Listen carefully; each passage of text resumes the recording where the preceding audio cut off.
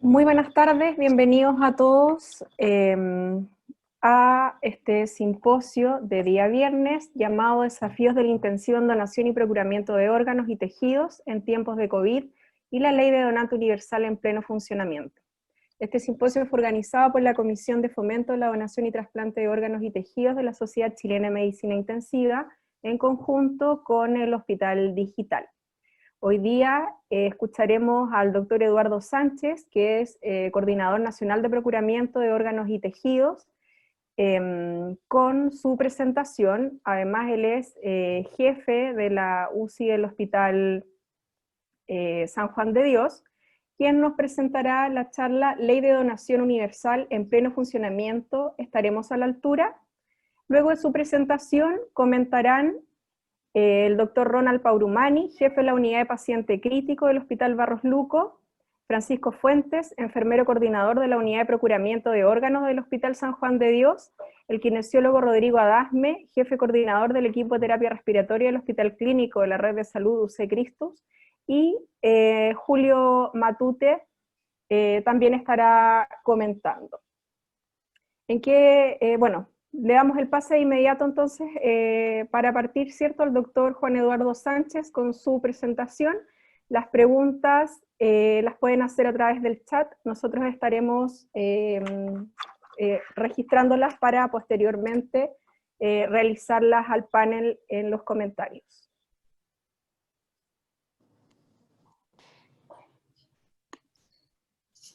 Bueno, muchas gracias Leila, muchas gracias tanto a la Sociedad Chilena de Medicina Intensiva como Hospital Digital por la invitación.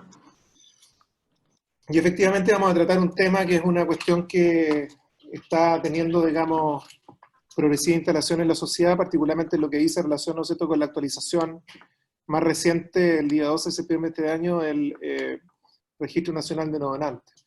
Y particularmente cuando hablamos de ley de donante universal, ¿no es cierto?, lo que se refiere esencialmente a las modificaciones que introdujo la ley 21.145, justamente tenemos que saber si como sistema de salud, pero también eventualmente como sociedad, estamos a la altura de lo que esta ley de alguna manera viene a posicionar como el tema esencial, ¿no es cierto?, que es el respeto por la condición de donante de las personas que lo tienen, como también el respeto por aquellas personas que han tomado la decisión de, a través de su inscripción en el Registro Nacional de No Donantes, de no serlo. Quizás lo primero que me gustaría mencionar dice relación con lo que también Leila ya introdujo, que es que esto de la situación, ¿no es cierto?, de la donación, procuramiento y trasplante está inserto, como todas las actividades sanitarias, ¿no es cierto?, en lo que se refiere a la pandemia por SARS-CoV-2, ¿no es cierto?, y que de alguna manera ha impactado muy fuertemente toda la acción en salud, particularmente lo que dice en relación, ¿no es cierto?, con el manejo de los pacientes críticos. Todos sabemos, ¿no es cierto?, el importante rol que han jugado las unidades de pacientes críticos, no solo ellas, digamos, sino también las unidades de emergencia, los pabellones, ¿no es cierto?, las UCI pediátricas, pero también la institución hospitalaria y entera, digamos, en términos de enfrentar una pandemia con un alto número de pacientes ingresados, pero también con un alto número de pacientes críticos.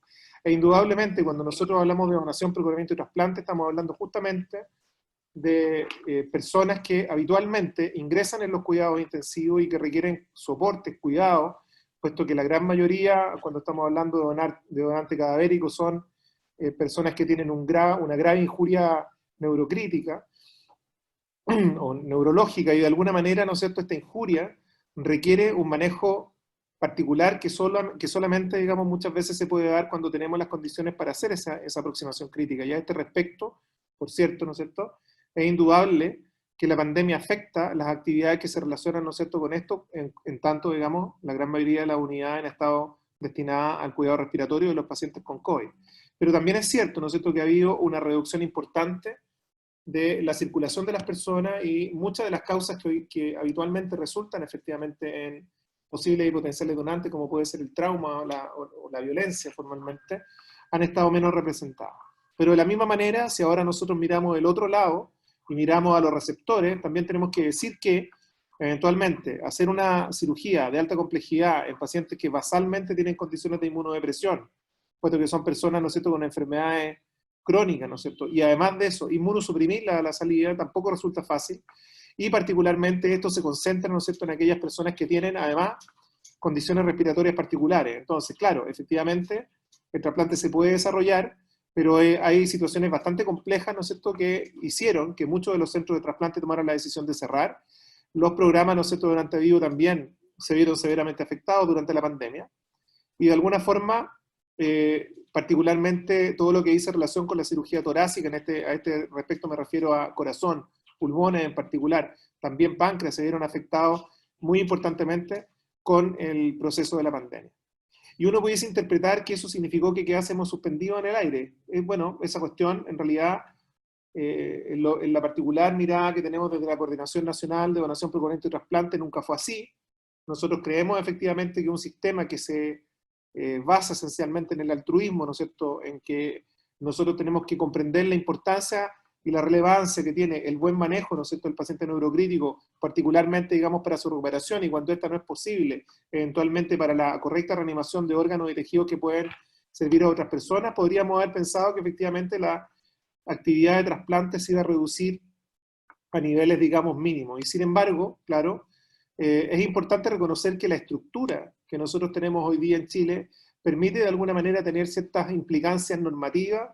En la Coordinación Nacional nosotros tenemos la obligación efectivamente de dar esas directrices, y como ustedes ven, esta Coordinación Nacional, ¿no es cierto?, que está inserta en la División de Gestión de la Red Asistencial, a través de ella en la Subsecretaría de Redes, y por supuesto que depende, ¿no es cierto?, del ministro a este efecto, se coordina esencialmente, ¿no es cierto?, con niveles intermedios que pudiésemos mencionar como el Banco Nacional de Tejido, la Coordinación Central. La Coordinación Central, recordemos que es la que hace toda la logística de la disposición, ¿no es cierto?, que se requiere de los equipos, traslados, una serie de cuestiones de ese estilo, la oferta a los distintos centros, pero también el transporte, por ejemplo, de órganos y tejidos, y por supuesto que a través de ello nos relacionamos formalmente, ¿no es cierto?, con las coordinaciones locales de procuramiento y las coordinaciones locales de trasplante. Es importante mencionar acá también que el Banco Nacional de Tejidos recepciona todos aquellos elementos que son cruciales, por ejemplo, para hacer el buen manejo quemado, eventualmente, ¿no es cierto?, de personas que tienen problemas visuales, ¿no es cierto?, para qué decir lo que significa el trasplante de córnea. Y por supuesto nosotros también comprendemos que esta es una situación que se ha priorizado por parte del Ministerio. De hecho estamos en proceso, ¿no es cierto?, del desarrollo y de alguna manera de generar un Banco Nacional de Tejidos que, más allá del que existe y que efectivamente nos permite desarrollar la actividad, hacer que este se instale con progresiva energía, ¿no es cierto?, que sea vigoroso y que de alguna manera permita enfrentar lo que nosotros interpretamos va a ser un cambio en la forma de cómo tenemos donantes, digamos, de órganos y tejidos. A su vez, estamos engarzados con el Instituto de Salud Pública y, por supuesto, con algunas otras instituciones colaboradoras, como ustedes ven acá, ¿no es cierto?, Carabineros de Chile, la Federación Aérea de Chile, la Fuerza Aérea, algunas líneas aéreas comerciales, particularmente la TAM, que tiene un convenio con nosotros a los efectos de lo que ellos han denominado el avión solidario, hacer transporte de órganos y tejidos eventualmente cuando estos órganos lo permiten, y los tejidos también, por supuesto algunas cooperaciones y algunos otros elementos.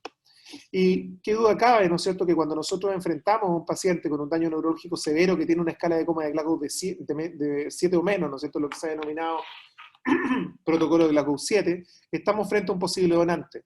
Es importante recalcar la relevancia que tiene la notificación y la pesquisa por parte, ¿no es cierto?, de las coordinaciones locales de procuramiento. Recordemos que hoy día, por ley, resulta obligatorio para los médicos que están ante una persona que tiene estas condiciones informar a la coordinación local de procuramiento más cercana, sean estos hospitales públicos, privados, de las Fuerzas Armadas, de Orden de Seguridad Pública o eventualmente de las mutuales, ¿no es cierto?, hospitales mutuales tienen la obligación de hacerlo, y de alguna manera esto pone en evidencia la existencia, ¿no es cierto?, de una persona que eventualmente, si tiene una mala evolución, ¿no es cierto?, puede llegar a ser efectivamente un donante. Ahora bien, cuando estamos en presencia de la notificación, las coordinaciones locales de procuramiento evalúan, ¿no es cierto?, si esta persona está inscrita o no está inscrita en el Registro Nacional de No Donantes. Si la persona efectivamente aparece como no donante ahí, por supuesto que se descarta, ¿no es cierto?, la posibilidad que lo sea. Hoy día en Chile, desde la actualización del Registro Nacional de No Donantes, todas las personas que figuran como no donantes no son de ninguna manera, ¿no es cierto?, instaladas en el proceso que ustedes ven acá. Esencialmente se descartan, puesto que es una condición, ¿no es cierto?, de criterio absoluto de exclusión. Ahora bien, si la persona aparece como donante en este registro, quiero decirle que el registro nacional se llama Registro Nacional de No Donantes, sin embargo, explicita, ¿no es cierto?, que las personas son no donantes, donantes, menores de edad, y fallecidos, estamos reinstalando, digamos, junto con el registro civil, la idea que tienen que aparecer también como fallecidos, eventualmente. Y si esta persona aparece como donante y no tiene condiciones de exclusión absoluta, como ustedes ven acá, ¿no es cierto? Y tampoco, ¿no es cierto?, después de la evaluación por parte de los equipos de coordinación central o equipos de trasplante, para todas aquellas personas que se consideran con criterios relativos de exclusión, se procede, digamos, a avanzar, ¿no es cierto?, a la condición de que en la eventualidad que la persona tenga, desde el punto de vista clínico, signos clínicos de muerte, se produce, ¿no es cierto?, en ese momento la instancia para que nosotros hagamos la evaluación de, a través de, ya sea test clínicos, como pueden ser, ¿no es cierto?, test de apnea, o eventualmente algunos instrumentales, la certificación de la muerte por criterio neurológico. En ese momento, el posible donante, cuando yo tengo la certificación de muerte por criterio neurológico, se transforma en potencial donante. Por supuesto que este potencial donante no está en el Registro Nacional de No Donantes, no puede ser, ¿no es cierto?, potencial donante alguien que está ahí. Y el soporte del posible potencial donante se tiene que dar a lo largo de toda la estadía, e incluso desde el ámbito de la medicina prehospitalaria. Ahora bien, veamos algunos datos para que ustedes vean cómo se ha producido también la actividad durante este periodo. Lo primero que hay que decir es que efectivamente, como ustedes ven acá, el año anterior, el 2019, fue el año que tuvimos más donantes en Chile, digamos, cadavéricos, y ustedes ven que también el número de trasplantes sigue la misma tendencia. Si ahora nosotros vemos lo que ha pasado, ¿no es cierto?, hasta el 8 de octubre de este año, vean ustedes cómo, ¿no es cierto?, esta tendencia favorable que teníamos el año 2019 se sostiene, al menos los primeros meses del año. Marzo, ya habíamos tenido un marzo, ¿no es cierto?, con 3 donantes antes. Este marzo efectivamente fue un mes que también se relacionó, ¿no es cierto?, con alguna sobrereacción inicial, digamos, con respecto a la pandemia. Y luego se retoma, ¿no es cierto?, la actividad con donantes, digamos, en abril. El gran impacto de la pandemia estuvo registrado esencialmente entre los meses de mayo y agosto, hasta el momento, ¿sí? Y ustedes pueden ver que en general la actividad aparece reducida a aproximadamente un 30% de lo que había sido la actividad en el año anterior, que recuerden que es el mejor año. Y vean ustedes cómo ya en septiembre nosotros tenemos un nuevo incremento del número total de donantes, particularmente este septiembre es el mejor septiembre de los últimos 8 años, si nosotros lo interpretamos desde el punto de vista de la cifra de los donantes. Por supuesto que el número total de donantes se ve afectado, pero miren cómo nosotros ya en septiembre teníamos, ¿no es cierto?, mejores cifras desde el punto de vista del número de donantes que años no pandémicos como el año 2018 en este caso. Y vean ustedes cómo en octubre, esto recuerden que está hasta el 8 de octubre, tenemos 7 donantes, ¿no es cierto?, en los 7 primeros días del mes, digámoslo así, y tenemos 97 donantes en total. Les quiero comentar que a la fecha de hoy hay 2 donantes más, o sea, estamos en el donante 99 del año. De alguna forma, ¿no es cierto?, con esto quiero mostrarles cómo la tendencia en general se está instalando hacia que la actividad deja lo que habitualmente ocurría en años anteriores. Y vean ustedes cómo, por ejemplo, hoy día, ¿no es cierto?, si lo vemos al 8 de octubre, tenemos más donantes que el año 2018, más donantes que el 2015, más donantes que el 93, perdón, que el 2014 y que el año 2013, años que no eran pandémicos. Entonces, esta situación que está instalada, ¿no es cierto?, a nivel de lo social, que incluso mucha de la prensa intenta sistemáticamente establecer como que este es el peor año en términos, ¿no es cierto?, del número de donantes, vean ustedes cómo efectivamente esta situación no es así, y evidentemente ha habido años mejores, pero este es un año que tiene 4 meses, digamos, muy fuertemente impactando, ¿no es cierto?, la situación de obtener donantes, digamos. Y por cierto, el número de trasplantes se ve bastante más castigado, puesto que hay trasplantes como de corazón, pulmón, que prácticamente no existieron durante estos meses, y así también se vio afectada particularmente, ¿no es cierto?, la actividad que hice relación con riñón. Hay muchos centros, ¿no es cierto?, que aún hoy día permanecen cerrados para trasplantes en hospitales públicos, por ejemplo, y otros también de hospitales privados. Pero lo que nosotros vemos aquí, ¿no es cierto?, es el impacto de aquello desde el punto de vista del número de trasplantes. Sin embargo, el número de donantes es una cifra bastante halagüeña, diría yo, de lo que puede ocurrir en lo que sucede hacia futuro. Y vean ustedes por qué podemos argumentar esto. Ustedes ven acá que al 5 de octubre, ¿no es cierto?, y si comparamos al 5 de octubre del año 2019 y 2020, nosotros registramos efectivamente un incremento de la notificación. Recordemos que la notificación la hacen los equipos clínicos, particularmente los médicos, que están en presencia de un posible potencial donante. Vean cómo crece esta notificación en un 8%, pese que el año es pandémico, y desde el punto de vista de la pesquisa, que es una cuestión que nosotros a principio de año introdujimos, que de alguna manera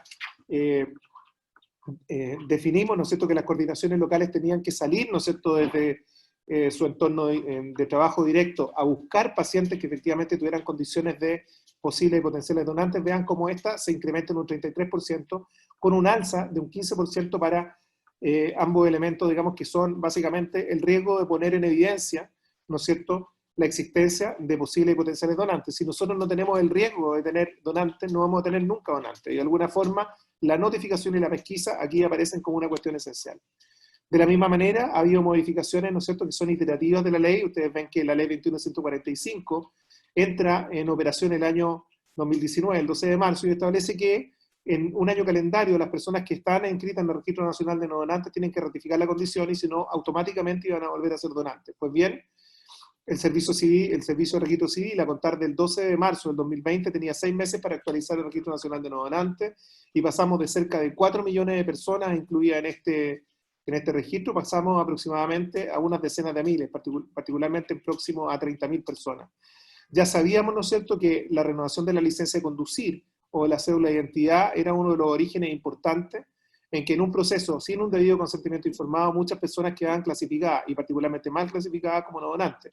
Esta situación hoy día no existe como posibilidad, puesto que en la renovación de la licencia de conducir o de la cédula de identidad no se pregunta hoy día, ¿no es cierto?, formalmente acerca de la condición de donante o no donante de la persona. La persona tiene necesariamente que concurrir a efectuar el trámite notarial para que se inscriba en el Registro Nacional de No Donantes. Y de la misma manera, una persona que quiere salir del Registro Nacional de No Donantes puede concurrir al Registro Civil para pedir aquello.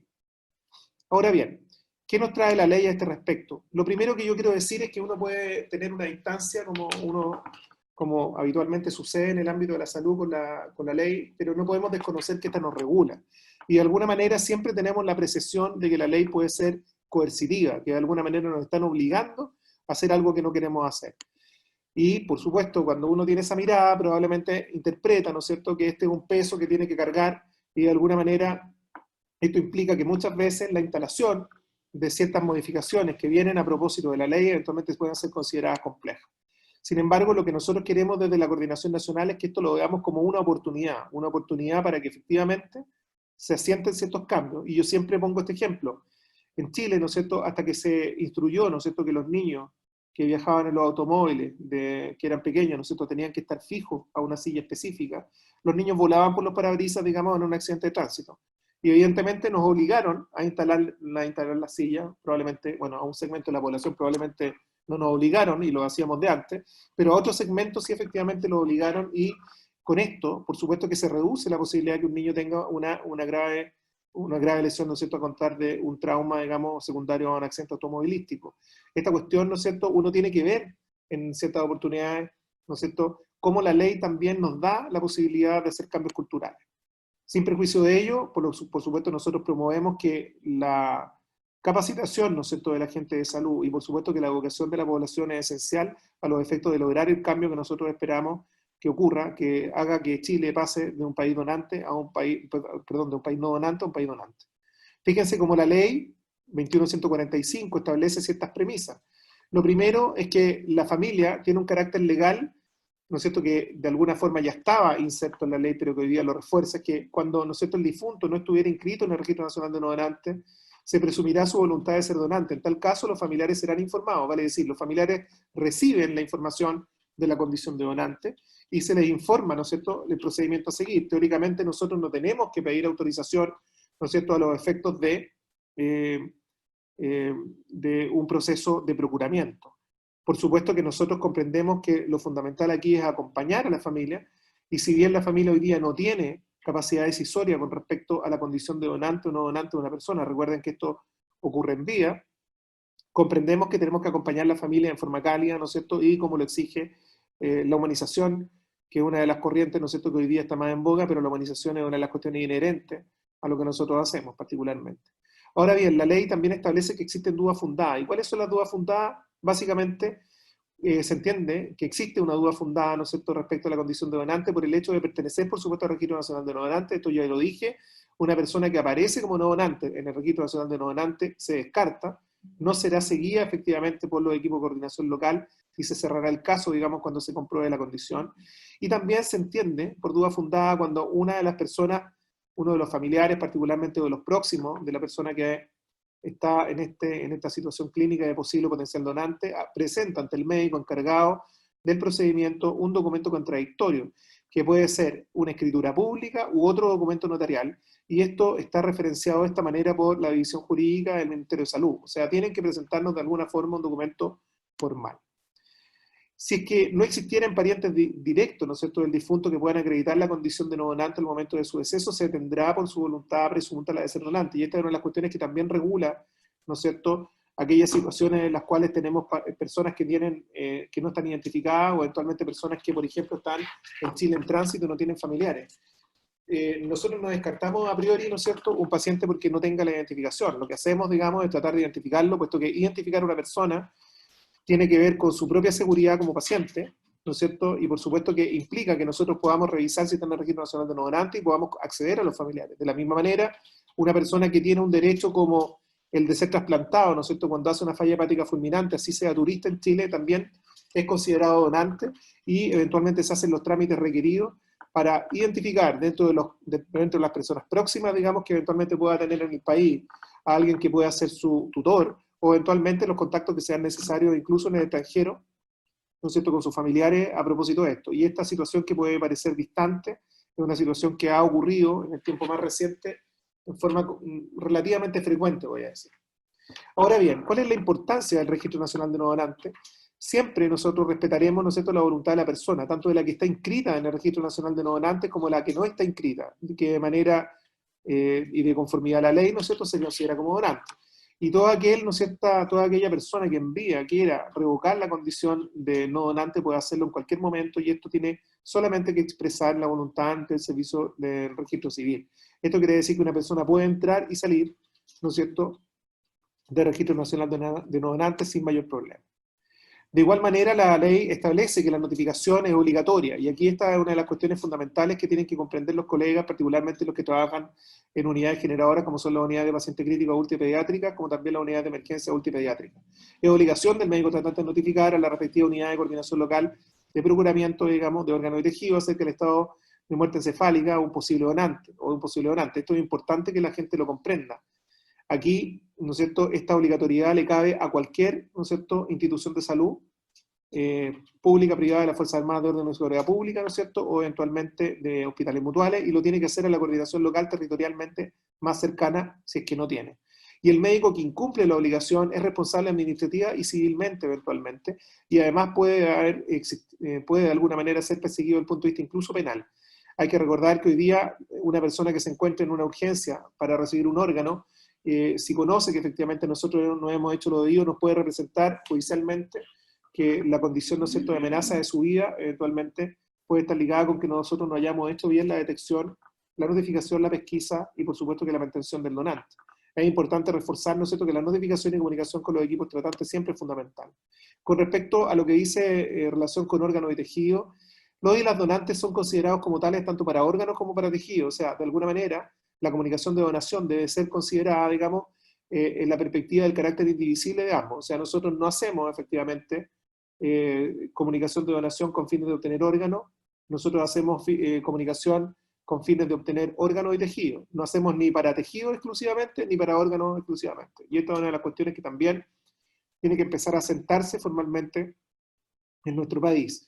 Y es importante señalar que a este respecto tenemos la obligación legal, ¿no es cierto?, que se establece al Ministerio de Salud de realizar todas las regulaciones, coordinaciones y gestiones técnicas para fomentar y promover todo lo que está relacionado con la generación de órganos y tejidos.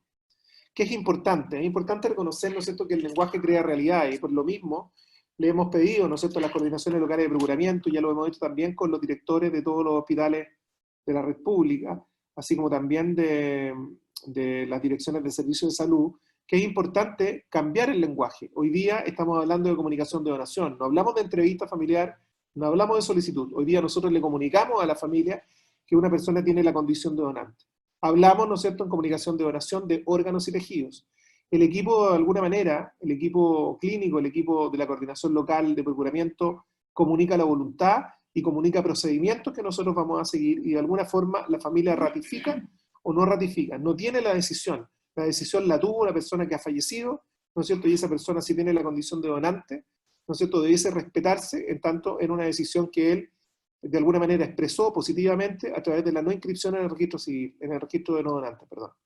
Y por supuesto esto implica que conceptualmente hoy día no tenemos negativa familiar, no puede existir, en tanto no existe desde el punto de vista legal, por ende la familia, digamos, no participa en el proceso decisorio, sino que, como lo voy a expresar en adelante, ratifica o no ratifica la condición.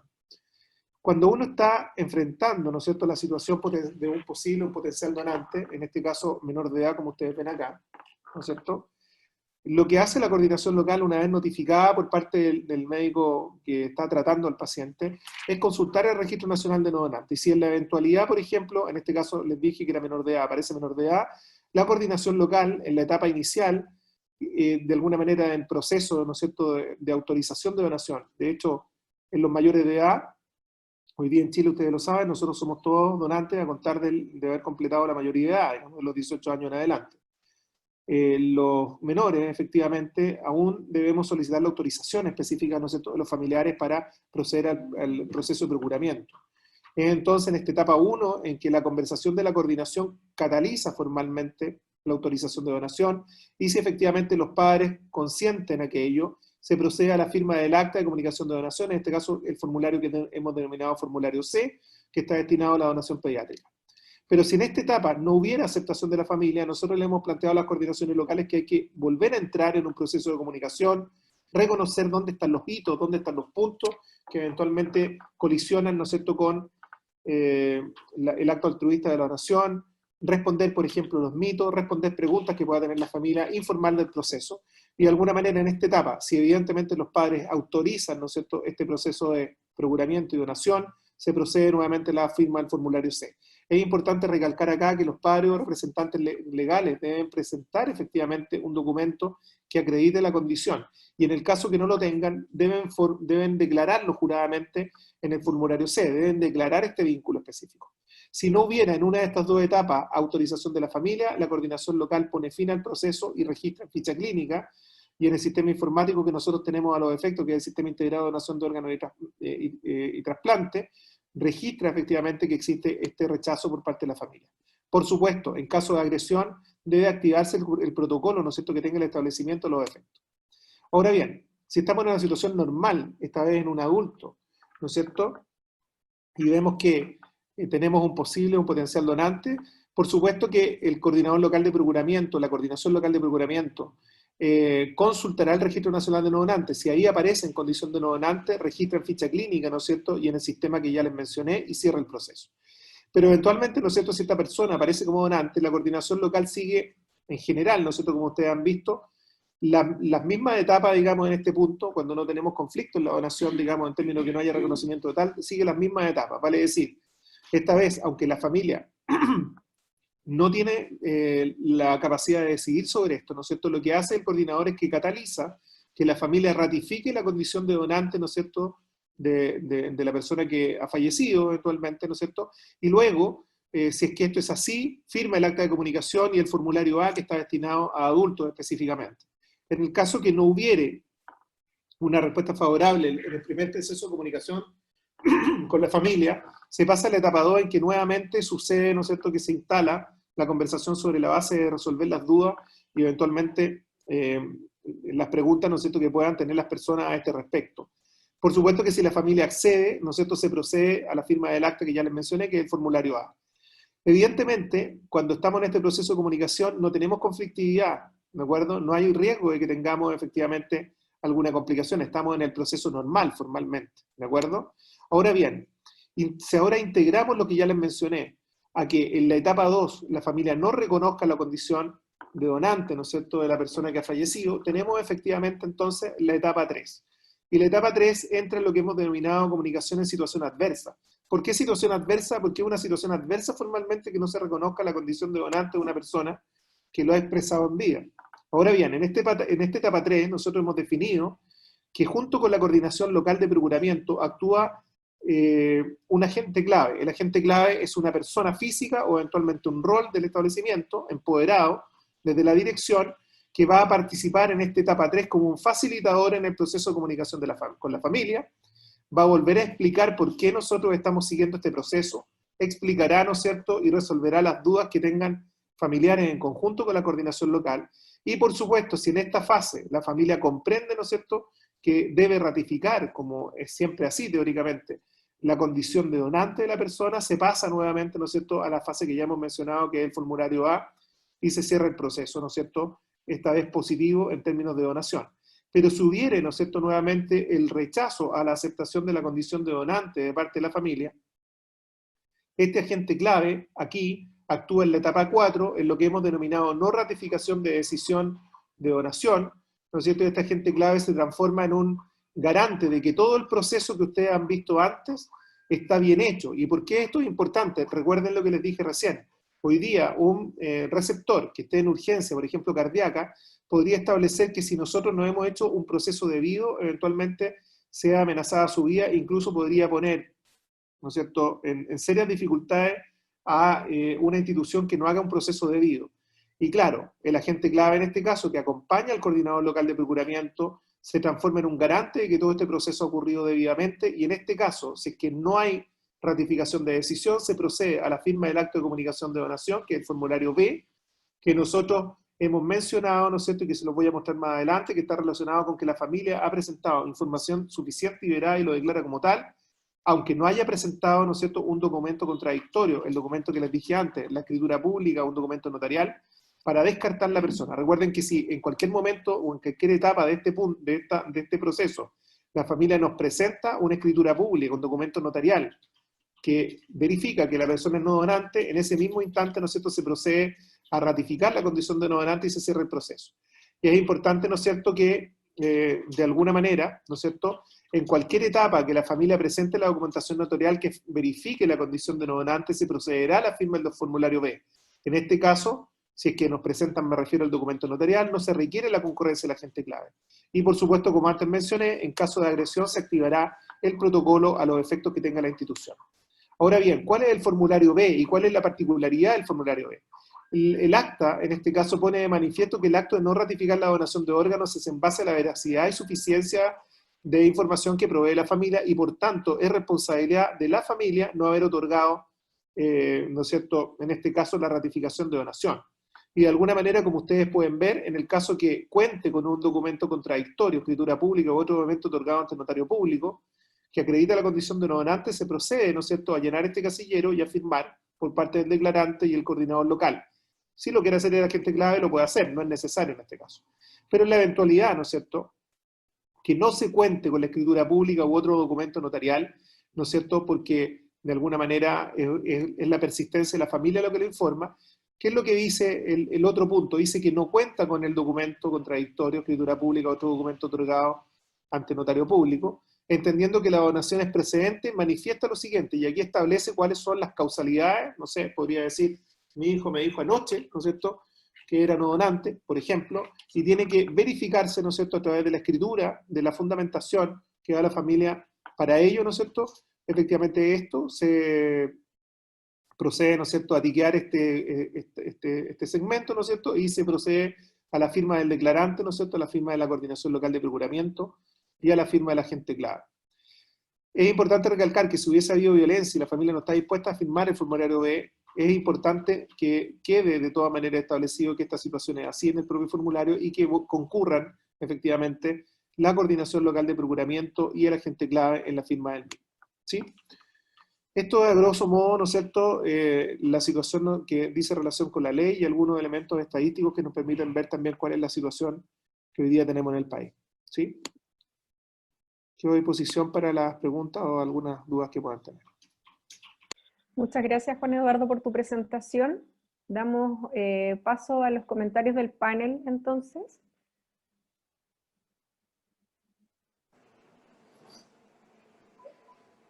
Doctor Paurumani, ¿parte usted el comentario? Hola, buenas tardes. Muchas gracias por la invitación. Y felicitaciones al doctor Sánchez por la difusión de esta información que es fundamental para nosotros como unidades de procuramiento y donación en los distintos hospitales. Me parece que es un instructivo y un instrumento muy importante y vital para poder hacer nuestro trabajo. Me parece que el cambio del abordaje familiar hacia una comunicación acerca de la donación me parece el aspecto central, que probablemente se tenga que trabajar en cada coordinación local y en cada centro para poder estandarizar y tener un plan de acción a futuro para el abordaje familiar, que suele ser complejo en muchos de los casos. Pero me parece que la situación actual con los números en pandemia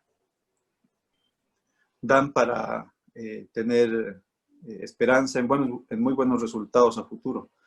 El año pasado, como mencionó el doctor, se alcanzó una cifra histórica.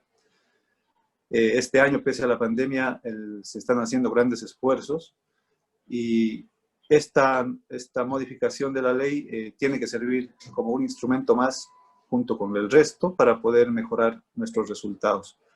Creo que más allá de las posibles incertidumbres que puedan existir, me parece que las unidades de paciente crítico, las coordinaciones locales de procuramiento y donación deben reunirse para poder tener un plan de acción con estas nuevas normativas y estos nuevos instrumentos. Muchas gracias. ¿Quién quiere continuar con el comentario?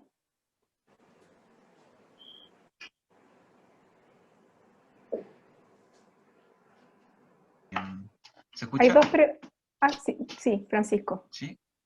Sí, te escuchamos bien. Muy buenas tardes. Soy Francisco, coordinador local del área occidente de la región metropolitana. Bueno, primero que nada agradecer, ¿cierto?, la invitación de parte de la SOCHIMI para estar presente y agradecer la presentación del doctor Juan Eduardo Sánchez. Creo que un tema súper relevante el que se está presentando hoy en día y qué bueno que lo manejen también dentro de la Sociedad de Medicina Intensiva, porque si bien tanto la unidad de paciente crítico como las unidades de urgencia son las unidades generadoras y comprometidas con el proceso de donación, donde se van a obtener, ¿cierto?, los posibles potenciales donantes y donde se va a proceder a realizar el donante efectivo para la extracción de un órgano a trasplantar. Si bien ahora viene de lleno lo que es un cambio de ley y que también influyó bastante el tema de la pandemia a nivel nacional en las tasas de donantes, quiero destacar bastante lo que ha sido el compromiso de la unidad generadora, del intensivista, del personal tanto enfermero como médico, de la urgencias también, porque gracias al compromiso que se ha generado, por una parte por el lado de la pandemia, ¿cierto?, se ha podido seguir notificando. Lamentablemente han salido muchos posibles potenciales donantes con COVID positivo y que lamentablemente se descartan producto de esto, pero que aún así siguen en pie de guerra y siguen notificando, siguen modificando, ¿cierto?, las unidades para ver si tienen pacientes COVID, no COVID, y en el lado en que no están los COVID, tratar de mantener, ¿cierto?, los posibles donantes. Con este nuevo cambio de la ley, bueno, antes de que se procediera a realizar el cambio de la ley, ¿cierto?, nosotros trabajábamos de una forma directa con la familia, en la cual al fin y al cabo la familia tomaba la decisión si donar o no donar. Y cuando la familia no donaba, es acá donde uno tenía que ser un guía para la familia para que entendiera de que de alguna parte cuál era la mejor decisión y cuáles eran los beneficios de la donación y aclarar dudas con respecto a todo el proceso. Ahora con el nuevo cambio de ley, que esto viene a validar aún más el Registro Nacional de No Donantes, y que viene a que si sale donante en este registro, ¿cierto?, la familia debe ser informada, pero tampoco vamos a estar extensos de tener a lo mejor alguna negativa de parte de la familia, y ahí donde nosotros ya cambiamos el switch anterior de decir, claro, ahora hay que guiar a la familia, no para que ellos tomen la decisión, sino para que entiendan de que por ley es donante y que se ratifique la voluntad del fallecido. Pero esto, ¿cómo lo podemos lograr con respecto al cambio de ley, que la familia entienda? Son dos puntos súper clave. Uno es el abordaje familiar que realiza la coordinación local de procuramiento de todos los servicios, junto con el abordaje que también hace el equipo médico, y el otro es el compromiso que hay de parte de las unidades críticas o generadoras de donantes. Porque si podemos tener un programa totalmente bien hecho, podemos tener varias directrices con respecto a cómo el manejo, pero si no hay un compromiso directo aparte de las unidades, ¿cierto?, de los funcionarios, a lo mejor ese programa no va a surgir del todo bien. Nosotros hemos tenido muy buena experiencia con respecto, por ejemplo, a nuestra área. En toda el área occidente, en los hospitales, se nota el compromiso de los médicos, de los enfermeros, del personal técnico, administrativo, clínico, no clínico, Y eso nos ha llevado a que, a pesar de que haya pandemia y a pesar de que haya un cambio de ley, se pueda seguir súper bien con el proceso.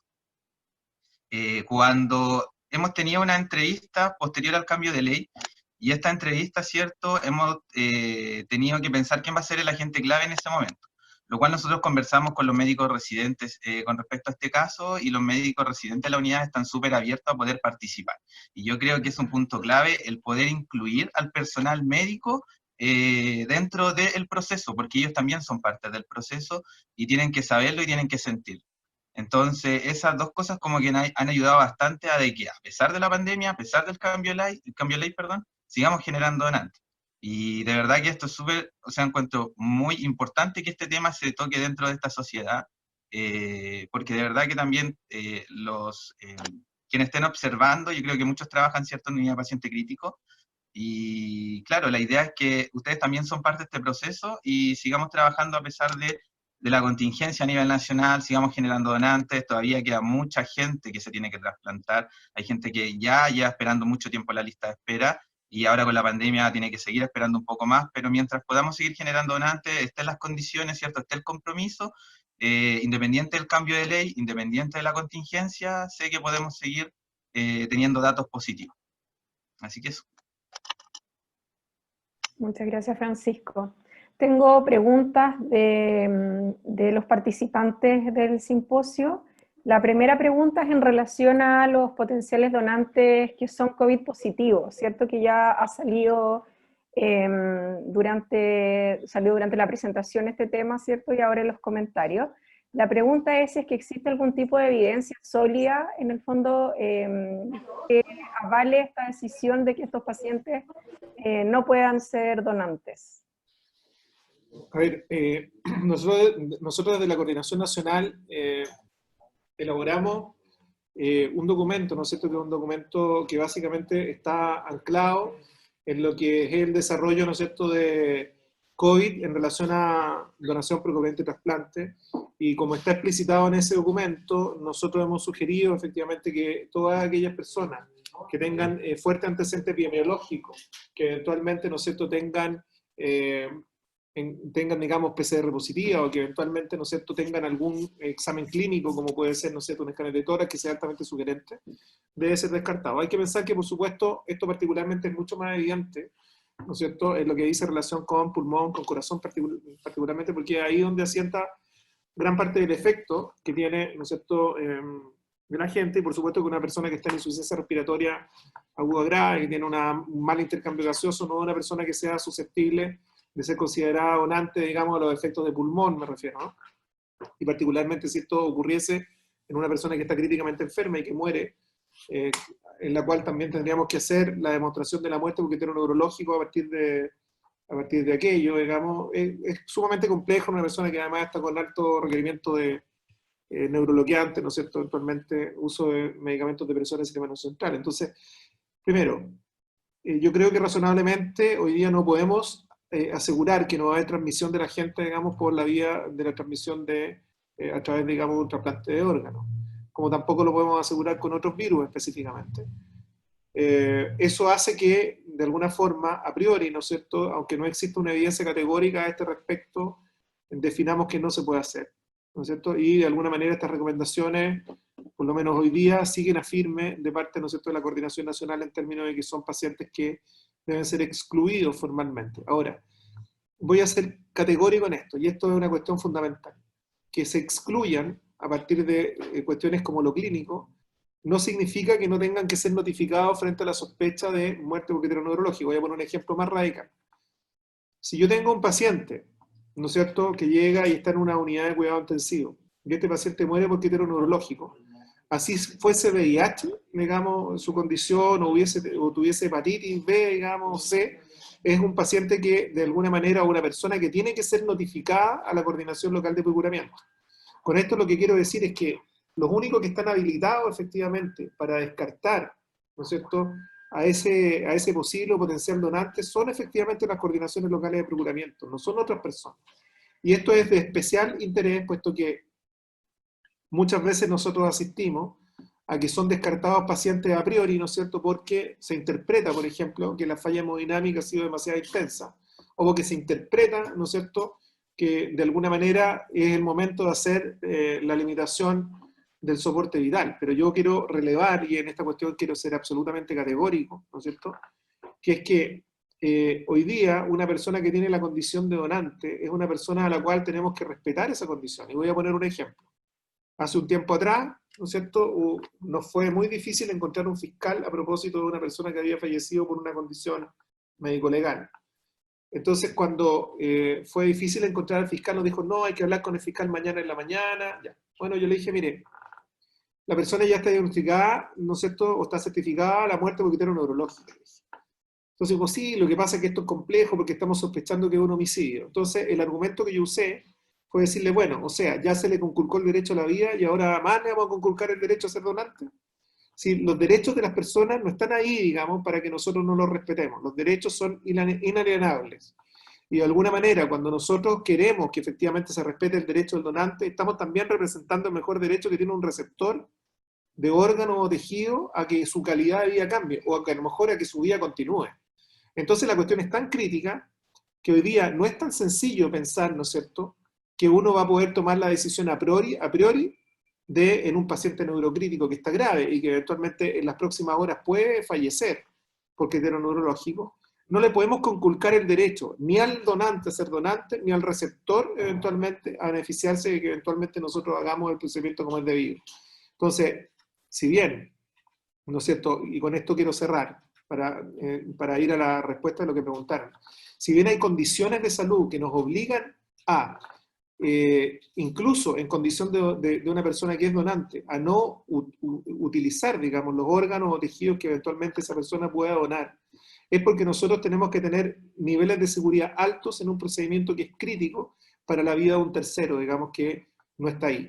Y lo otro que quiero recordar a propósito, ¿no es cierto?, de la comparecencia de las personas que trabajan en la unidad de paciente crítico. Yo, como muy bien lo dijo Leila, digamos, yo trabajo en la unidad de cuidado intensivo San Juan de Dios hace mucho tiempo, San Juan de Dios de Santiago en este caso.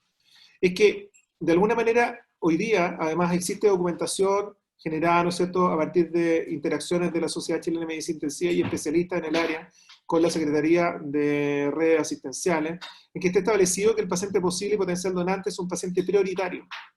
Porque de alguna manera, junto con la persona que es posible potencial donante, están hospitalizados todos los que pueden recibir un órgano o un tejido, y de alguna manera esto muchas veces tiene mucho mejor rendimiento desde el punto de vista de lo que uno interpreta, que debe ser el rendimiento de una cama crítica, que eventualmente una persona que ingresa ahí con una disfuncionalidad previa, ¿no es cierto?, muy marcada. Entonces, es súper relevante comprender la importancia de la notificación, que la notificación se tiene que hacer igual, aunque la persona tenga una condición particular, como puede ser una enfermedad viral, y que será la coordinación local de procuramiento la que tomará la decisión, ¿no es cierto?, a este respecto, de si entra en un criterio absoluto de exclusión o no, y lo excluirá formalmente como es debido. ¿Sí? Perfecto. Tenemos otra pregunta de otro participante, y en este caso su consulta es en relación a una nueva realidad epidemiológica en Chile que tiene que ver con la migración. Pregunta en el caso de la situación de los pacientes extranjeros ingresados a un hospital, a un servicio de urgencia o una unidad de cuidados intensivos, que no cuenten con residencia definitiva en Chile y que no existe información al respecto. ¿Cómo se aborda este tipo, en este caso, la problemática? Sí, bueno, mira, lo primero que yo quiero comentar es que quiero decir que la incorporación, ¿no es cierto?, a través de estos cambios demográficos, de otras personas a nuestro país, con distintas culturas, con distintos orígenes, solamente enriquece, ¿no es cierto?, a nuestro país. Eso es lo primero que quiero decir. Y por lo mismo, ¿no es cierto?, nosotros debemos considerar que esta interacción, ¿no es cierto?, que hoy día tenemos con personas que residen en Chile y que probablemente van a ser parte de lo que vamos a hacer los nuevos chilenos en el futuro, es una cuestión que yo creo que llegó para quedarse, y de alguna manera yo me congratulo que sea así. Eso es lo primero que quiero decir. ¿No es cierto?, nos enriquecen, ¿no es cierto?, nos hacen un país más policromático, y de alguna manera yo creo que eso solamente tiene beneficios para un país como el nuestro. Ahora bien, si nosotros enfrentamos, ¿no es cierto?, una situación tan dramática como una persona que está en tránsito, que eventualmente no está documentada, o una persona que no tiene efectivamente residencia definitiva, primero que nada, no tenemos que horrorizarnos porque eso ocurra, porque lo primero que tenemos que hacer como sistema de salud es tratar de darle, ¿no es cierto?, las mejores atenciones y que ojalá esta persona se estabilice y mejore. Pero si eso no es así, tampoco podemos suponer que la persona no es donante porque tenga una condición de ser extranjero. Todo lo contrario. En Chile, todas las personas que tienen más de 18 años son donantes ante la ley. Y como antes lo dije, una persona que viene de otro país y que está en tránsito, que está, por ejemplo, por turismo en Chile y desarrolla, no sé, una insuficiencia hepática, tiene derecho a ser trasplantado, digamos, por la urgencia que esto representa, sin que existan mayores restricciones. Lo que sí es importante establecer es que hay que, desde el punto de vista procedimental, hacerlo en forma impecable. Entonces, voy a poner un ejemplo. Si yo tengo hospitalizado a una persona y esa persona fallece y es extranjera y va en tránsito por el país y tiene un familiar, por supuesto que la comunicación de donación se tiene que hacer exactamente igual y se tienen que usar los mismos documentos que nosotros hemos usado. La diferencia es que probablemente esa persona no la vamos a poder objetivar si es donante o no donante en el Registro Nacional de No Donantes. Pero si tenemos un familiar que lo acompañe, por supuesto que es tan válido, ¿no es cierto?, en la situación, ¿no es cierto?, de proceder a la comunicación de donación, explicarle que en Chile, ¿no es cierto?, todos somos donantes a los 18 años y catalizar que ojalá se reconozca el derecho que esa persona tiene a hacerlo. Y luego, si la persona no tiene un familiar porque está en tránsito, está solo, está indocumentado, lo que nosotros proponemos y que ha resultado, y nosotros hemos tenido muy recientemente, ¿no es cierto?, pacientes que han sido procurados y que efectivamente tienen esta condición compleja, es que habitualmente siempre alguien tiene a alguien en su entorno.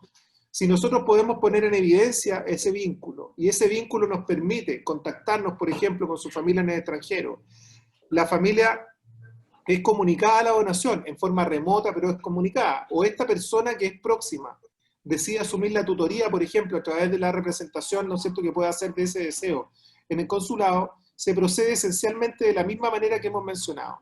Se utilizan los mismos documentos, los coordinadores locales de procuramiento hacen el mismo trabajo, el acompañamiento cálido, persistente, ¿no es cierto?, la generación de la relación de ayuda, tienen que ser obligatorias, ¿no es cierto?, para el coordinador local de procuramiento.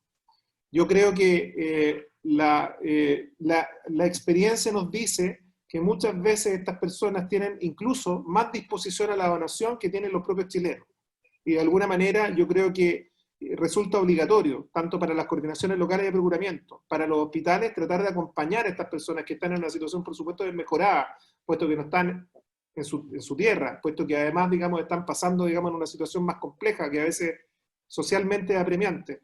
Pero además, ¿no es cierto?, que muchas veces los mantiene lejos de los próximos, que efectivamente se haga el procedimiento como es debido, impecable, se registre todo aquello en ficha clínica. Recuerden que más allá de cualquier cosa, estas documentaciones que yo he mencionado tienen que estar en ficha clínica. El día que alguien amenace desde el punto de vista judicial a algún establecimiento, todas estas documentaciones de registro van a ser fundamentales para demostrar que el procedimiento se ha hecho como es debido.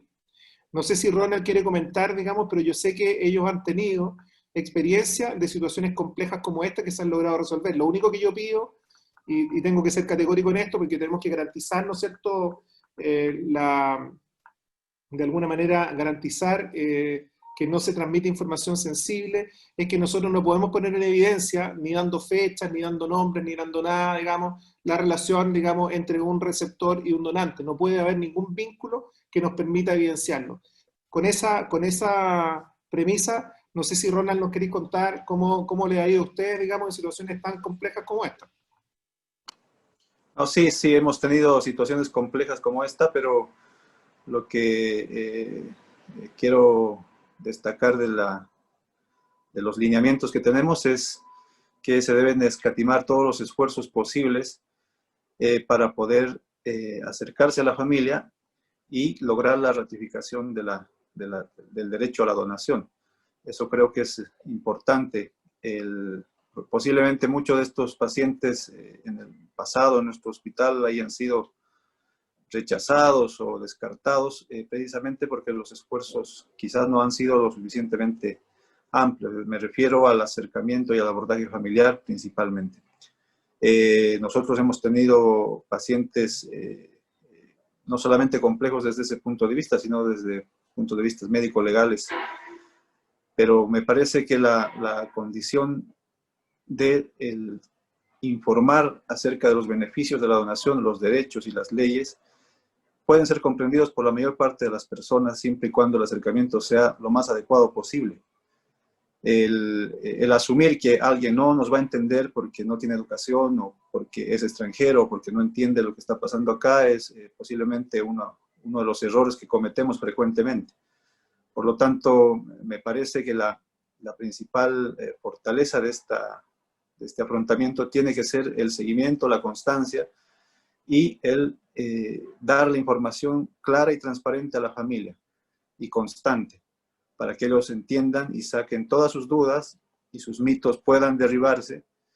Y si al final del proceso no se logra derribar los mitos, pues se habrá hecho todo lo posible para poder tener la posibilidad de que ese paciente pueda acceder a su derecho de ser donante. Pero me parece que los esfuerzos deben escatimarse hasta lo máximo para poder lograr este objetivo. Muchas gracias, Yo creo, Ronald. yo Francisco. quiero mencionar que, bueno, con respecto a la pregunta como de la experiencia local y en terreno, bueno, hay que pensar de que todo extranjero pisando tierra chilena se rige por la ley chilena, por ende el proceso sigue siendo igual.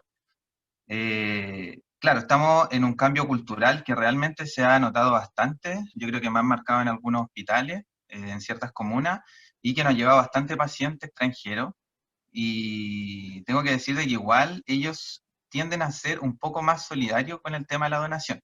Uno explicándole bien el tema, viendo también ellos compromiso parte de todos, ellos sí optan mucho más a donar, independiente de que el proceso sea un poco más tortuoso, en que tengan que a lo mejor, porque la mayoría viene con amigos de visita, ¿cierto? Produce algo y caen en las condiciones de muerte encefálica, pero sí están tan dispuestos a donar que los mismos amigos de repente van al consulado, se inscriben como tutor legal, se contactan con la familia y proceden a todo el tema de la donación.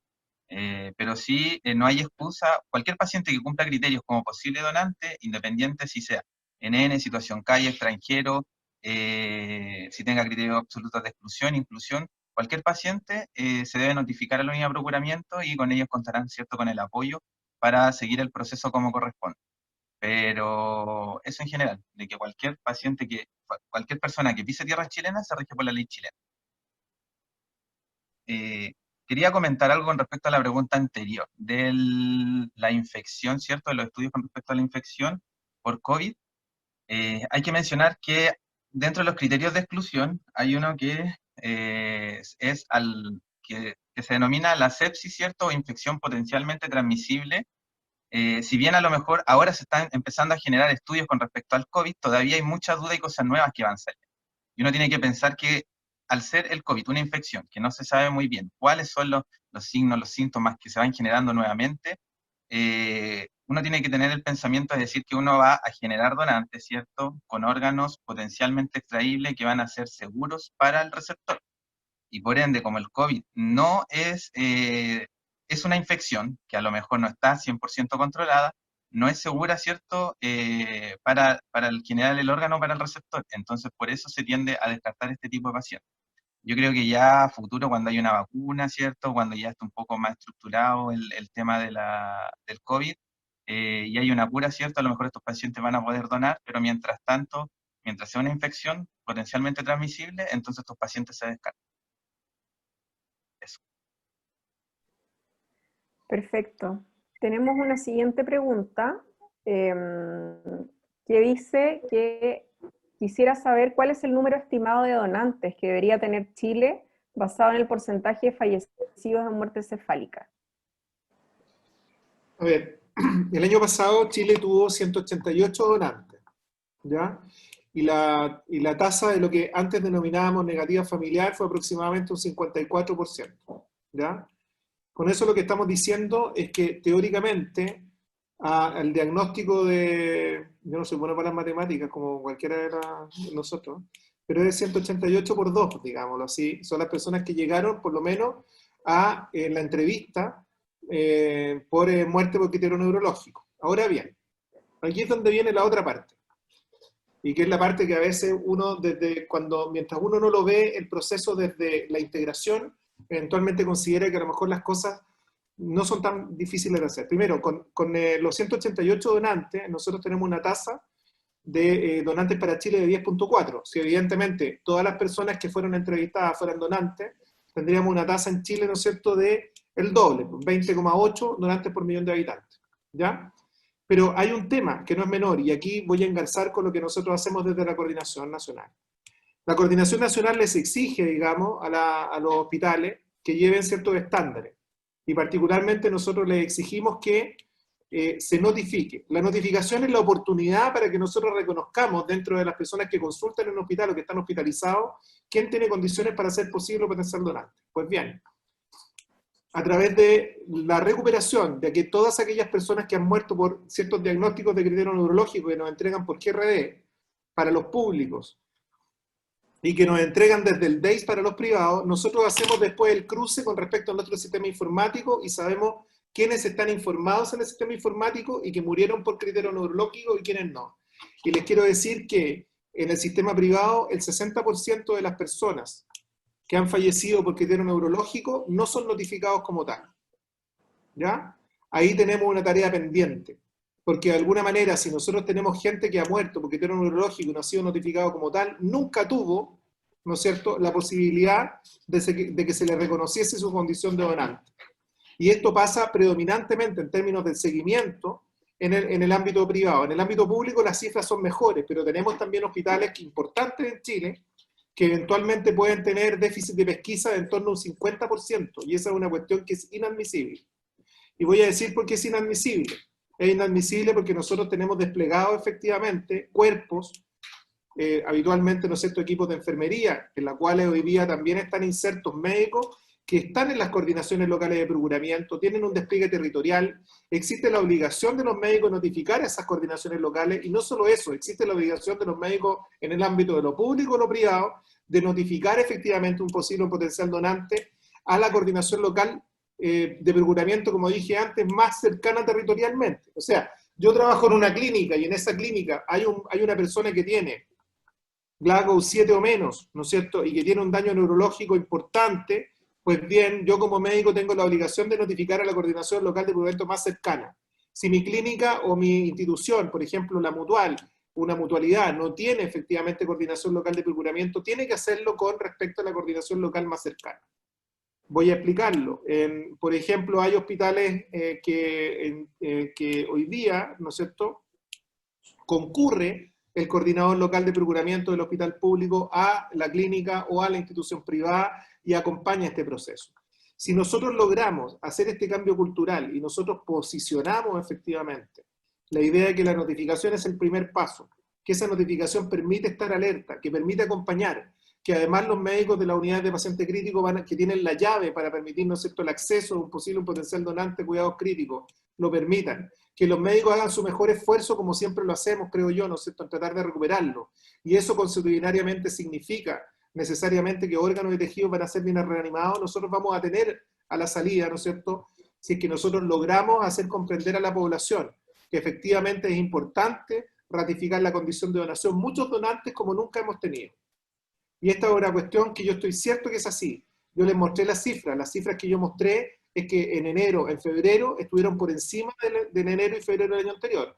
Mostré que abril estuvo por encima de abril del año anterior, mostré que septiembre, en periodo pandémico, estamos por encima de las cifras de los últimos 8 de septiembre, y mostré que hoy día, y lo anuncié porque ahí salen 97 donantes para los días de octubre, llevamos al día de hoy 9 donantes, ¿no es cierto? O sea, llevamos razonablemente un número muy alto de donantes en el mes de octubre para lo que lleva el mes. Entonces, ¿tenemos las posibilidades efectivamente de cambiarlo todo? Sí, pues tenemos las posibilidades de cambiarlo todo. ¿Qué se requiere? Se requiere compromiso de los equipos que trabajan en esto, se requiere el reconocimiento de los médicos de unidades de paciente crítico, de los médicos probablemente, ¿no es cierto?, que durante mucho tiempo hemos tenido ciertas reservas para recibir a los pacientes posibles y potenciales donantes, que nos hemos equivocado, que no hemos comprendido que no acaban de ser estas las únicas alternativas terapéuticas para quienes requieren órganos y tejidos, y que de alguna forma ese cambio cultural asentará también en la población, puesto que la población también se refleja en lo que nosotros hacemos.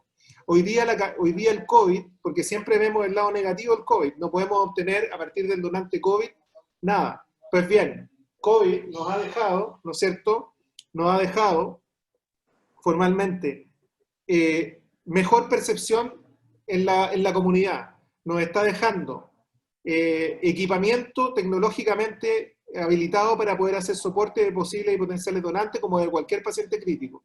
Y sobre todo nos ha dejado equipos, ¿no es cierto?, de salud que hoy día, ¿no es cierto?, están mucho más familiarizados con el buen manejo del paciente crítico. O sea, hoy día, si nosotros hacemos la reanimación de vía, favorecemos el buen control, ¿no es cierto?, de los parámetros hemodinámicos, evitamos la falla multiorgánica, probablemente cuando no podamos evitar la muerte por criterio neurológico, habremos favorecido la mejor disponibilidad de órganos y tejidos destinados a un correcto trasplante. Así que yo quiero mostrar en esto una actitud sumamente positiva. Tenemos una oportunidad que no podemos dejar pasar. Y por lo menos, y los que me conocen saben que es así, en lo particular, y entiendo, ¿no es cierto?, por el acompañamiento que siempre tengo, el equipo que trabaja con nosotros en la coordinación local, perdón, en la coordinación nacional y en las coordinaciones locales, que estamos en esta encrucijada en la cual nosotros estamos dispuestos a hacer la tarea para que esto cambie. Desde el punto de vista cultural, claro, hay que asentar esto en la población, y este es un tema, digamos, que no solamente nos compete a nosotros. Hoy día le compete a la Sociedad Chilena de Medicina Intensiva, que yo me enorgullezco pertenecer a ella porque veo el compromiso que tiene con esta temática. Le pertenece a otras sociedades como la Sociedad Chilena del Trasplante, le pertenece al Colegio Médico de Chile, le pertenece al Ministerio de Educación, le pertenece al Ministerio de Cultura. El cambio cultural que nosotros requerimos no está relacionado solamente con salud, está relacionado con el intersector. Y es en el intersector donde los niños, digamos, en Uruguay pintan los órganos que se pueden extraer. Es en el intersector, ¿no es cierto?, donde los niños desde la más tierna infancia comprenden que el acto solidario, altruista de la donación significa de alguna manera la alternativa terapéutica para otros. Sí, me gustaría comentar algo al respecto al tema. Bueno, tener posibles donantes y potenciales donantes es un estándar de calidad de una unidad de cuidados intensivos. Es decir, no se puede concebir una unidad de cuidados intensivos como tal si no tienen estos pacientes. Eso prácticamente no existe. Es decir, en una unidad de cuidados intensivos tiene que haber muertes encefálicas y potenciales donantes. Ya más allá de si existe o no ratificación de la familia es otro tema, pero tiene que haber pacientes potenciales donantes. Y una cifra aproximada, en centros donde hay neurocirugía, se cuenta con esta especialidad, está aproximado entre 1 a 1.5 muertes encefálicas y potenciales donantes por cada cama en el año. Por lo tanto, en nuestro hospital antiguamente, antes del COVID, teníamos 21 camas en cuidados intensivos. Eso quiere decir que posiblemente tendríamos que tener entre 30 potenciales donantes en el año. Y efectivos probablemente menos. Pero ese es un valor aproximado. Y en unidades de cuidado intensivo y en hospitales que no se cuente con neurocirugía, como en el Hospital San Juan de Dios, donde se hace un gran trabajo, es menor, obviamente. Pero es un estándar de calidad tener pacientes con posibles donantes y potenciales donantes. Por lo tanto, la donación es parte de nuestra esencia, es parte de la unidad de cuidados intensivos, es parte de la especialidad. Y creo que es importante que la especialidad, las unidades de paciente crítico, tomen la batuta de este tema. Muy interesante. Perdón, Francisco. Muy interesante escuchar a Juan Eduardo siempre, la verdad, con todo esto del programa de donantes. Y nosotros estamos al otro lado desde el punto de vista clínico, UCI, piensa kinesiología intensiva. Y la verdad que claramente este trabajo que hemos visto que ha hecho muy bien rol en el Barro Luco nos genera oportunidades tremendamente interesantes para mejorar sobre todo lo que es la ayuda al procuramiento, pero también la preparación de este donante cadavérico, que cada vez nos exige más elementos relacionales intensivos. Creo que el punto COVID es tremenda oportunidad también, porque claramente hemos aumentado en equipo, ha aumentado el manejo de pacientes críticos y claramente todavía tenemos tiempos de isquemia prolongados, sobre todo por las distancias de Chile, pero tenemos equipos cada vez más conformados que nos podríamos alinear perfectamente en una muy buena preparación cadavérica guiada por ustedes, que son los que más saben, y claramente llegar al público, al privado y a todos los lugares con mejores ventilaciones mecánicas, con mejores pruebas de apnea, ¿cierto? Con mejores elementos para que los órganos de este donante sean de la mejor calidad posible. Así que estamos todos trabajando para aquello y muchas gracias, Juan Eduardo, por la actualización permanente en el tema de donación aquí en Chile. Sin duda es un gran desafío para los cuidados intensivos, no solo ahora con el cambio de la ley, sino desde siempre, ¿cierto? Y como bien decía el doctor Paurumani, asumirlo también como un objetivo de calidad y como algo propio de las unidades de cuidados intensivos y las unidades de urgencia, no solo de las coordinaciones locales o las coordinaciones centrales de procuramiento y trasplante. Tenemos otras preguntas de los participantes. Aquí hay una pregunta que es un comentario pregunta, y se entiende que aquellas personas que entienden y están como sensibilizadas con el tema de donación sean donantes, pero ¿qué pasa con aquellas personas que nunca han escuchado hablar de este tema, o que no se han interesado, o que simplemente no les interesa ir donde un notario registrarse como no donante? ¿Qué sucede en esos casos, en el fondo? ¿Qué es lo que nos dice la ley? O sea, la ley es clara y categórica con respecto a ese punto. La ley dice que al completar la mayoría de edad, vale decir, al cumplir 18 años, todas las personas son donantes, a menos que hayan expresado que no lo son. Y por ende, más allá si las personas están informadas, no están informadas, si les interesa o no les interesa, digamos. No sé, yo no sé, todos manejamos, digamos. A mí me puede interesar o no parar en el rojo, pero de que si me pillan pasando por el rojo, digamos, me van a pasar el parte, si tienen la oportunidad lo van a hacer. Y si es peor aún, y viene otro auto, digamos, y choco con ellos, voy a tener una responsabilidad inherente. Es claro, yo entiendo a lo que se refiere, digamos, Verónica, digamos, se refiere esencialmente a la situación de que tiene que haber una política comunicacional establecida, sistemática, ¿no es cierto?, que permita que de alguna manera nosotros no tengamos que imponerle a las personas a hacer las cosas, ¿no es cierto? Es indudable que hoy día, ¿no es cierto?, resulta a veces incomprensible que no se tengan campañas comunicacionales con respecto a donación, procuramiento y trasplante, en circunstancias que, por ejemplo, usar el chaleco amarillo nos tuvieron, digamos, durante meses explicándonos por qué teníamos que usar el chaleco amarillo. Y para los que no saben, digamos, el chaleco amarillo tiene que estar dentro del auto, no es necesario que uno se lo ponga si se baja, digamos, ¿no? Porque lo que exige la ley es que esté el chaleco amarillo adentro del auto, digamos, ¿ya? Entonces, ¿qué es lo que quiero decir con esto? Quiero decir que es verdad, hay que hacer efectivamente el trabajo de información. Yo quiero decir que todos nosotros somos agentes, ¿no es cierto?, que deben tener, digamos, esta mirada, deben tener, efectivamente, deben discutirlo en sus propias familias, deben posicionar el tema. Las coordinaciones locales de procuramiento, las coordinaciones de trasplante no solamente tienen una obligatoriedad en tanto seguir al donante y seguir, digamos, efectivamente a aquellos trasplantados, también tenemos una obligatoriedad de educar a la población. Aparentemente se ha perdido, ¿no es cierto?, esa mirada que nosotros también somos educadores en salud, ¿no es cierto?, en la población. Yo creo que nosotros tenemos que efectivamente comprender que, por supuesto, es importante instruir, pero si lo queremos ver desde el punto de vista legal, sepa o no sepa, le interese o no le interese, las personas son donantes a los 18 años, salvo que hayan expresado, digamos, lo contrario a través de la inscripción en el Registro Nacional de No Donantes. Perfecto. Acá hay como un comentario de otra participante, Pilar, que dice que es importante explicitar, ¿cierto?, y considerar que el desconocimiento de cualquier ley, no solamente de esta ley, ¿cierto?, no exime de cumplirla, que es lo que tú nos estabas comentando recién. Hay otra pregunta en relación a las entregas de los cuerpos de los potenciales donantes, que muchas veces, sobre todo cuando hay problemas, ¿cierto?, o casos médicos legales, puede demorar más de 24 horas la entrega. Entonces, la pregunta concreta es si es que existe alguna acción a nivel central para disminuir estos tiempos, para también disminuir los tiempos de obtención, ¿cierto?, y extracción de órganos en ciudades lejanas a Santiago. Sí. La coordinación nacional es la más interesada, efectivamente, ¿no es cierto?, que los equipos de extractores cumplan los tiempos que se les proponen.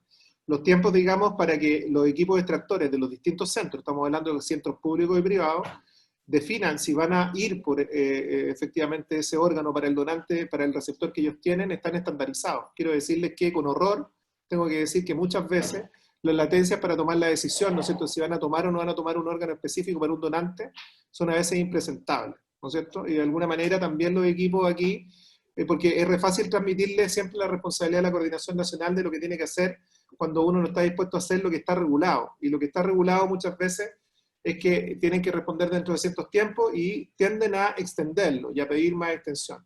Por lo mismo, por supuesto, que las coordinaciones locales de trasplante, que tienen que estar dispuestas a recibir la llamada del coordinador central, tienen que contestar el teléfono y tienen que, de alguna manera, hacer que efectivamente estos tiempos sean cada vez menores. Luego, nosotros por supuesto que tenemos un país que es particularmente complejo. Chile, digamos, tiene una extensión territorial que es equivalente, ¿no es cierto?, a venir desde la más extremo, desde el extremo norte de Europa hasta África formalmente, y eso implica que nosotros vamos a tener ciertas dificultades. La Coordinación Nacional tiene los recursos para efectivamente desarrollar traslados aéreos, ¿no es cierto? Y no hemos tenido, por lo menos desde que yo trabajo acá, no he tenido nunca una restricción para hacerlo. Sí, dificultades, por supuesto, en conseguir ciertas cosas cuando son necesarias. También tratamos de hacer efectivamente los vuelos que se requieren, digamos, con aviones jet, digamos, y no con turbohélice, digamos, para favorecer, por ejemplo, los tiempos. Pero aquí es esencial también que los equipos extraigan en el tiempo debido, y hay equipos de extractores que nosotros ya sabemos quiénes son efectivamente, que se demoran mucho más que otros en extraer órganos, y que también extienden los periodos. Ahora bien, dicho eso, para la Coordinación Nacional es siempre una urgencia extraer los órganos lo más cercano a la certificación de la muerte por criterio neurológico. Hay aquí también una acción de los hospitales y de las clínicas, ¿no?, pero particularmente de los hospitales en términos de la latencia inexcusables que tienen para acceder a un pabellón, y los problemas que siempre ponen, digamos, porque no consideran todavía, ¿no es cierto?, la cirugía de extracción de órganos como es una urgencia, ¿no es cierto? Eso está establecido como tal, está informado por la Subsecretaría de Redes que esto es una urgencia y que debe efectivamente tener acceso privilegiado a pabellón. Y lo otro es que también tenemos que comprender que con respecto al proceso médico legal, el proceso médico legal está más allá de los límites de la salud. Quiero decir con esto que si alguien cree, ¿no es cierto?, que el servicio médico legal está inserto en salud, está equivocado, está en el Ministerio de Justicia. Y los tiempos, ¿no es cierto?, que ocurren ahí son los tiempos de la justicia. Con esto no significa que nosotros no tengamos la sensibilidad para comprender que muchas veces la latencia en la entrega del cuerpo es una cuestión para la familia muy importante. Entonces, ¿qué es fundamental? Que los equipos de trasplante o que los equipos de procuramiento no nos pidan ir a procurar en horas después, que vayan a procurar cuando hay que procurar, que los hospitales y las clínicas tengan dispuesto lo necesario para que se hagan en menor tiempo, que los equipos de extractores efectivamente ya in situ hagan las cosas en el tiempo debido y no se prolongue, porque eventualmente puedan ser cirujanos con poca experiencia los que vayan a hacer las extracciones, que luego efectivamente se catalice todo el proceso de manera que nosotros podamos apretar, ¿no es cierto?, los tiempos todo lo posible. Y particularmente con respecto a medicina legal, los coordinadores locales de procuramiento no se pueden comprometer, porque no es un tiempo que depende de nosotros, a la liberación del cuerpo en un plazo definido. Lo que sí es verdad es que nosotros tenemos conversaciones efectivamente con el servicio médico legal, de manera que en lo posible se favorezca el desarrollar, por ejemplo, las necropsias, ¿no es cierto?, lo antes posible para liberar esos cuerpos lo antes posible también. Pero no hay una disposición de orden general que permita que nosotros lo podamos exigir, y menos que la coordinación local de procuramiento se pueda comprometer a que eso va a ocurrir. Yo creo que la transparencia es esencial en el proceso de donación, procuramiento y trasplante. Y no hay peor elemento que nosotros hagamos una promesa que no podamos cumplir.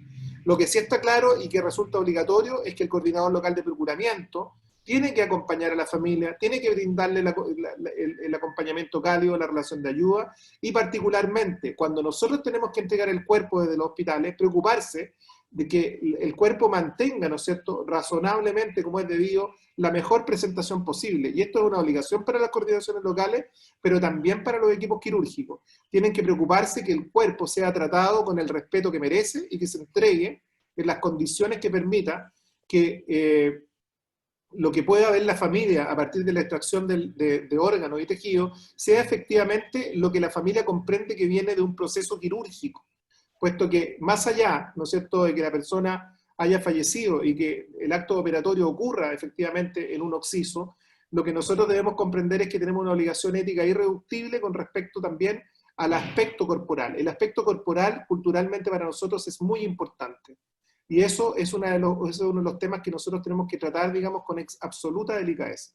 Pero claro, nosotros intentamos que efectivamente, como menciona también Verónica, ¿no es cierto?, tengamos la reducción al máximo y el acotamiento de los tiempos, y esto es una tarea de todos. A eso es lo que quería llegar. Muchas gracias. Hay una última pregunta de los participantes. Dania nos pregunta qué pasa si la persona o el potencial donante tiene algún tipo de discapacidad cognitiva. ¿Cómo se maneja ese tipo de situaciones? Con la familia, sobre todo.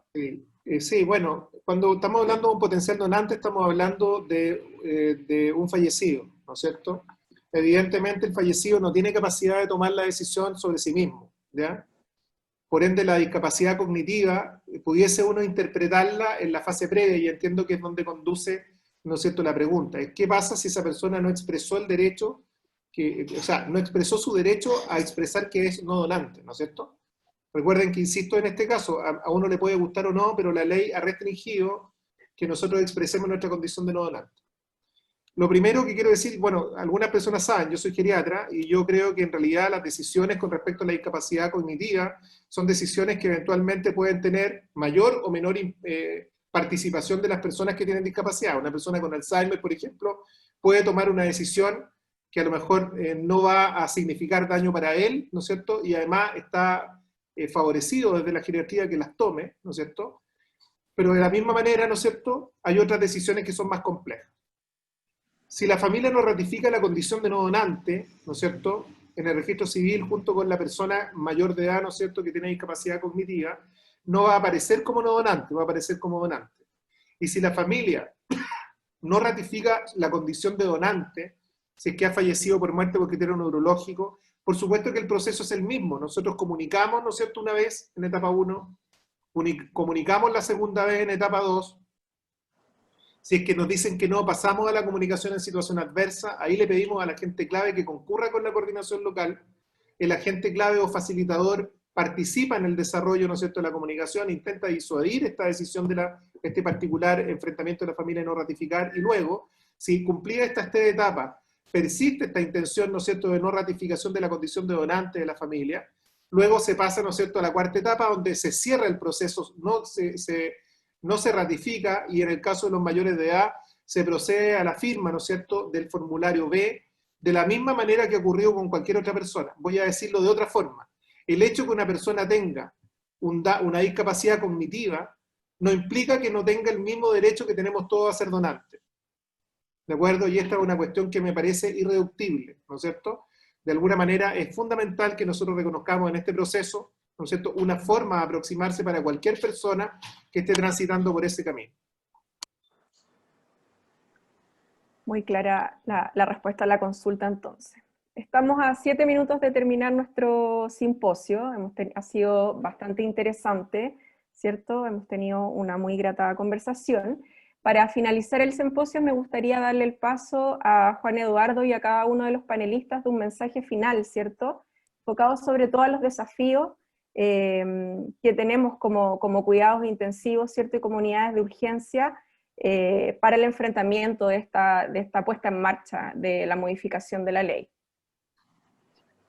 Bueno, primero quiero agradecer nuevamente a la Sociedad Chilena de Medicina Intensiva, a Hospital Digital, digamos, por la oportunidad que tenemos para posicionar estos temas. Yo quiero decirles primero que nada que quiero que partamos, digamos, por lo que pretendo representar. La Coordinación Nacional de Donación, Procuramiento y Trasplante tiene un compromiso irrestricto con esta actividad. No solamente es nuestra obligación, sino que además nosotros estamos absolutamente comprometidos con el cambio cultural. Eso es lo primero que quiero decir. Después, celebro, ¿no es cierto?, la incorporación progresiva de más intensivistas, más urgenciólogos, de alguna manera más personas que trabajan, porque no somos solamente los médicos los relevantes en esto, somos todo el equipo de salud, que trabajamos en las que nosotros denominamos unidades generadoras, ¿no es cierto? Las unidades generadoras son, por supuesto, las unidades de urgencia, de adultos y de niños, ¿no es cierto?, de adolescentes, las unidades de pacientes críticos de adultos, de niños y adolescentes. De alguna manera ahí nosotros sabemos que se tiene que producir esta magia, igual que en la urgencia. Ojalá que las personas tengan facilitadamente el acceso, ¿no es cierto?, a obtener una cama que le permita manejar la condición neurocrítica. Ojalá esa persona sobreviva. Ojalá esa persona, eventualmente, si no sobreviva, quede con la mejor calidad de vida. Pero bien, si es que esto no ha ocurrido cuando hemos hecho todo el esfuerzo, recordemos que hay otras personas que están muy afectadas en su salud, que requieren un órgano o un tejido, y nosotros somos el único puente para que ellos lleguen ahí. Si nosotros no notificamos, si nosotros no nos damos cuenta que eso es así, si nosotros abandonamos la reanimación porque dijimos, no, este paciente no tiene pronóstico, si nosotros no somos capaces de evitar una limitación, ¿no es cierto?, del soporte vital antojadiza, vamos a estar colisionando, ¿no es cierto?, con el derecho que tienen otras personas. Yo creo que lo que tenemos que decir hoy día es que tenemos una buena noticia. Tenemos un cambio de la ley que, si bien no vino acompañado de un proceso de difusión como el que habríamos esperado, es una oportunidad que la Coordinación Nacional ha diseñado un plan de intervención que permite reconocer el derecho de la participación de la familia, que esencialmente reconocemos el derecho de las personas a ser donantes como no donantes, y que de alguna manera también reconocemos el derecho que tienen las personas a que a través de nuestro buen trabajo accedan a un órgano, un tejido para cambiar su calidad de vida. Esa buena noticia, ¿no es cierto?, es que además está siendo acompañada por todos los cuadros que están desplegados a nivel de todo el país. Hoy día, progresivamente, este tema ha tomado la agenda de los cuidados críticos y yo espero que en un futuro inmediato, más pronto que tarde, ¿no es cierto?, efectivamente se abran las unidades de cuidado intensivo para que por ahí transiten, ¿no es cierto?, posibles y potenciales donantes. Esta es una cuestión que a mí me parece irreductible y creo que, como les digo, estamos a puertas del gran cambio, digamos, cultural que permitirá asentar que Chile efectivamente se transforme desde un país de no donante a un país de donante.